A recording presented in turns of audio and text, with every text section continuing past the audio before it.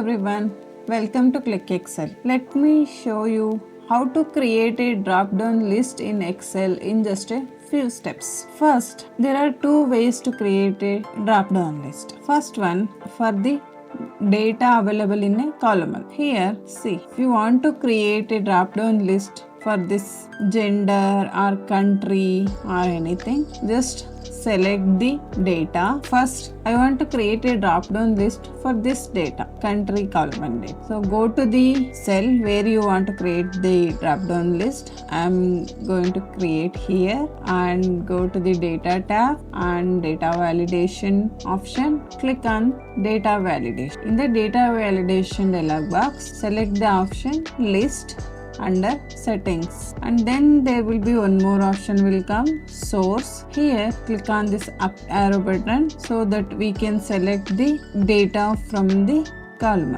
So select this data and click on this for expanding and click on OK. So for this data, drop down list will be created. See, it's already created. Just click on this arrow mark. Here it will show United States, Great Britain and France. So only those are repeated here. So only for those drop down list has been created. See, easy, right? Another method is you want to create the option on your own without the Excel data. In that case, select the cell where you create the drop down list and go to the data tab. Under that, click on data validation, select the option list, and here you type your data. Like I want to create the drop down list like yes, first option, comma, no, select a second option, comma, pending is the third option. Like that you can type your options in the drop down list, then click on OK. See, drop down list